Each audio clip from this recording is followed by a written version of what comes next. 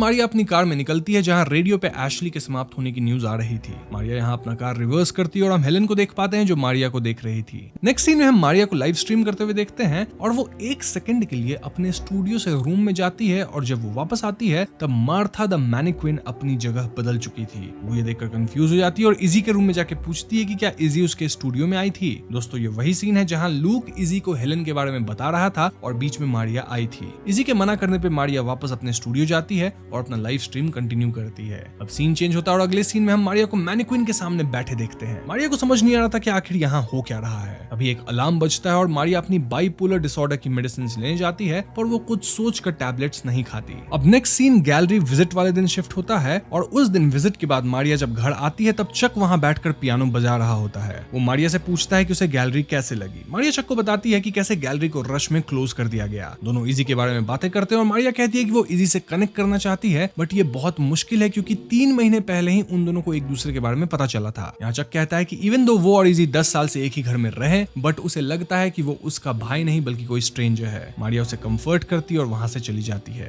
अब कुछ टाइम बीत जाता है और हम उसी दिन की कहानी देखते हैं जब हेलेन इजी और मारिया को चेज करती है। तो यहाँ मारिया एक बार फिर अपने स्टूडियो में लाइव स्ट्रीम कर रही होती है। मारिया की सीट के पीछे ही मार्था द मैनिक्विन थी और हम उसके हाथों को मूव होते हुए देख पाते हैं बट मारिया का तो पूरा ध्यान लाइव स्ट्रीम पे था। तभी मारिया को उसकी सिस्टर एली का कॉल आता है। एली हमेशा अपनी बहन के लाइव स्ट्रीम्स को देखती थी और मारिया को लगता है कि एली उसे ब्राइड्स में ड्रेस के बारे में बात करने के लिए कॉल कर रही थी। मारिया ड्रेस दिखाने के लिए उठती है और हम भी उस पीछे मैनिक्विन को टर्न करते देखते हैं। तभी कोई क्लेयर मारिया को टेक्स्ट करके तुरंत घर से निकलने कहती है। मारिया को कुछ समझ नहीं आता इसलिए वो एक बार फिर से लाइव स्ट्रीम पे फोकस करती है पर तभी वो नोटिस करती है कि मैनिक्विन रूम में नहीं है। उसे लगता है कि कोई उसके साथ मजाक कर रहा है पर तभी उसे एक जोर की आवाज आती है। मारिया आवाज के पीछे जाती है जहां वो मैनिक्विन को मूव करते देखती है। इनफैक्ट ये मैनिक्विन टर्न करती है। ये देखकर मारिया डर के भागती है और चक के घर वापस आने पे वो चक के साथ मिलकर मैनिक्विन को जला देती है। अब तक मारिया पैनिक कर चुकी थी और वो चक को ही ब्लेम करती है कि कैसे वो अपने स्वार्थ के लिए सबको इस छोटे टाउन में लेके आ गया। खैर कहानी आगे बढ़ती है जहां हम इजी और लूक को ऊपर बात करते हुए सुनते हैं। नीचे मारिया किचन में जाती है और उसे एक बार फिर सारे बर्तन स्टैक्ड मिलते हैं और इस बार नोट में हेलो मारिया लिखा था। इसके बाद हम क्लियरली ब्लैक फिगर्ड घोस्ट यानी हेलेन को देख पाते हैं जो कि इजी के माँ की आवाज में उसे बुलाने लगती है। हेलेन बहुत सारे बर्तन तोड़ती है और ये सीन चैप्टर 2 का फाइनल सीन है दोस्तों जहां मारिया और इजी दोनों हेलेन को देख अपने अपने रूम में भागते हैं। मारिया जो कि अपने स्टूडियो में भागी थी वो बेड के पीछे छिप जाती है लेकिन तभी हेलेन मारिया पे हमला कर देती है। थोड़ी देर बाद सब कुछ शांत हो जाता है और यहाँ मारिया को भी ठीक देखते हैं जो कि इजी को कंसोल कर रही थी। ऑल्दो अब मारिया बिल्कुल अलग दिख रही थी। I mean, वो बहुत पतली हो गई थी। उसकी आईज एकदम संकन थी। चीक बोन्स काफी प्रोमिनेंटली दिख रहे थे और उसकी नाक से खून भी बह रहा था। यहीं पे चैप्टर 3 खत्म हो जाती है। इस पॉइंट पे स्क्रीन पे 4th और फाइनल चैप्टर आता है जिसका नाम है द फॉरेस्ट रोड। सो यहाँ हम मारिया को काफी बीमार देखते हैं और चक उसी के पास बैठा हुआ था। तभी लूक वहां आता है और उसके पास टाउन का ओल्ड मैप था जिसे वो इजी और चक को दिखाता है। लूक पता लगा लिया था कि आखिर कैसे एशली 825 फॉरेस्ट रोड को ढूंढ निकाली थी।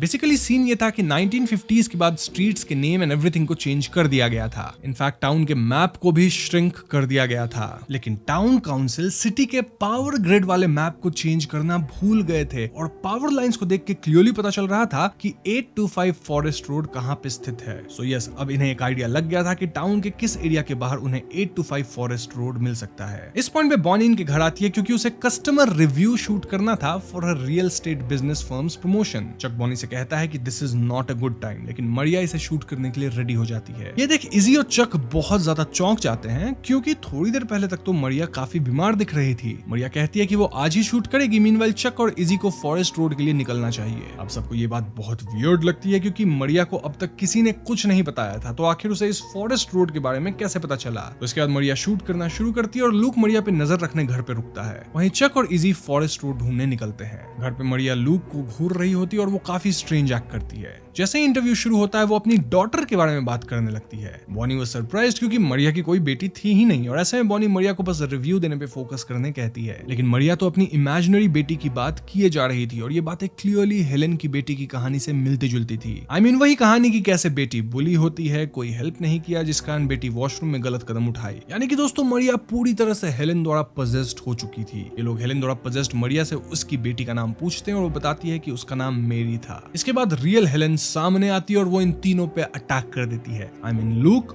बॉनी और उसके कैमरामैन पे। अब इन तीनों के साथ क्या हुआ ये हमें क्लियरली दिखाया नहीं जाता बट वी कैन अज्यूम कि ये तीनों समाप्त हो गए होंगे। उधर इजी और चक लोकेशन पे पहुंचते हैं और वो देखते हैं कि रोड एक्चुअल में फॉरेस्ट के अंदर जाके मर्ज हो रहा था। आगे रोड बंद होता है तो दोनों उतर के पैदल आगे बढ़ते हैं। फॉरेस्ट में कुछ दूर अंदर जाने पे उन्हें फाइनली एक बहुत पुराना घर दिखता है। वो दोनों घर के अंदर जाते हैं और उस जगह को एक्सप्लोर करते हैं। वहाँ चक को एक लेटर मिलता है और ये वही लेटर था जो हेलन ने अपनी बेटी के बुली के पेरेंट्स को भेजा था। अब दोस्तों इस पॉइंट पे आता है मूवी का सबसे बड़ा ट्विस्ट, और पता है ट्विस्ट क्या है? वेल, हमें पता चलता है कि फॉरेस्ट रोड में हेलन का घर नहीं था, बल्कि उसकी बेटी के बुली क्लार्क फैमिली का घर था। जी हाँ दोस्तों, हेलन का रियल घर था 15 रोज लेन, यानी कि वही घर जिसमें अभी चक शिफ्ट हुआ है। चक तुरंत इजी को लेकर यहाँ से निकलना चाहता था, लेकिन इजी वहां थी नहीं, तो चक उसे ढूंढने भागता है। वो देखता है कि इजी एक डोर के सामने खड़ी है और एक डार्क हैंड उसके शोल्डर पर है। अब ये सीन बिल्कुल एक ड्राइंग की जैसी थी जिसे इजी कुछ सालों पहले बनाई थी, यानी उसने एक्सीडेंटली अपने फ्यूचर को काइंड ऑफ प्रेडिक्ट कर दिया था। चक इजी को बचाने भागता है, पर वो दोनों ही उस रूम में बंद हो जाते हैं। मतलब एकदम से दरवाजा खुलता है, दोनों उसमें खिंच जाते हैं, काइंड ऑफ एंड गायब हो गए। इस सीन को देख के यही इंप्लाई किया जा सकता है कि यहाँ ये दोनों भी समाप्त हो गए होंगे। फिल्म के आखिरी सीन में हम उनके घर में रखे एक पुराने फोटो को देखते हैं जिसमें चक और इजी छोटे थे।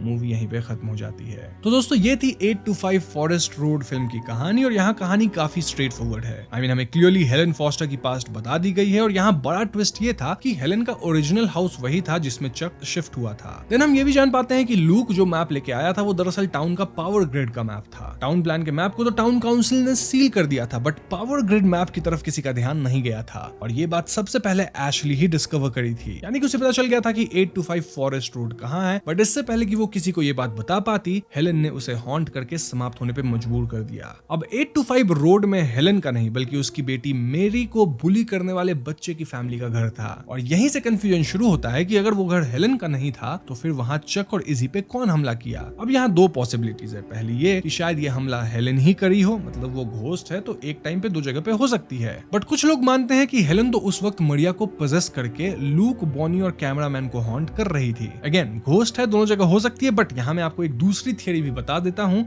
और वो ये कि 8 to 5 फॉरेस्ट रोड पे क्लार्क फैमिली की स्पिरिट चक और इजी पे हमला कर दी। क्लार्क फैमिली वही फैमिली है जिनके बच्चे हेलन की बेटी मेरी को बुली करते थे। एक और बात काफी क्लियर है कि हेलन की वजह से जितने भी लोग समाप्त हुए थे उनकी स्पिरिट्स कहीं ना कहीं टाउन में घूमती है, तभी तो लाइब्रेरी में वो स्टैक ऑफ बुक्स हमेशा अपीयर होते हैं। अब इसके लिए भी आप हेलन को ही जिम्मेदार मान सकते हो, बट आई फील कि दूसरे स्पिरिट्स भी हैं, और तभी हो सकता है कि 8 to 5 फॉरेस्ट रोड में इजी और चक पे क्लार्क फैमिली के घोस्ट ने हमला किया हो। सो यस, यहाँ पे मैंने जो दो थियरीज बताई है इसमें से आपको कौन सा सच लगता है वो आप बताना। साथ ही आप ये भी बताना कि क्या आपके हिसाब से जो लोग हेलन के शिकार हुए हैं उनकी स्पिरिट्स भी टाउन में है या नहीं। अब सवाल ये आता है कि आखिर हेलन की स्पिरिट टाउन के इनोसेंट लोगों को क्यों समाप्त कर रही थी। वेल, हेलन के साथ जब बुरा हुआ था तब वो टाउन में सभी से मदद मांगी थी, लेकिन कोई उसकी मदद नहीं किया था। ऐसे में वो पूरे टाउन को अपना दुश्मन मानती है और इसीलिए सबको गुनहगार मान के उन्हें समाप्त कर रही है। ये फिल्म क्लियरली मेंटल हेल्थ वाले टॉपिक को सामने लाता है, जहां हेलन की बेटी बुली होकर गलत कदम उठाई, देन हेलन खुद गलत कदम उठा के स्पिरिट बन चुकी है। फिर चक की फैमिली में उसकी बहन और वाइफ भी मेंटल हेल्थ प्रॉब्लम से जूझ रही है, स्टिल चक इसे सीरियसली नहीं लेता है। This creates a deep rooted trauma, जिसका परिणाम हम हेलन के केस में देख ही रहे हैं। मतलब वो भूत बनके कैसे सबको टाउन में हॉन्ट कर रही है। टाउन के लोग भी अपनी पुरानी ट्रॉमास और मेंटल इलनेस से जूझ रहे होते हैं, और हेलन उन्हीं इमोशंस को एक्सप्लॉइट कर रही होती है। इससे ये भी इंप्लाई होता है कि जो कुछ हो रहा है वो सिर्फ सुपरनैचुरल नहीं बल्कि साइकोलॉजिकल भी है।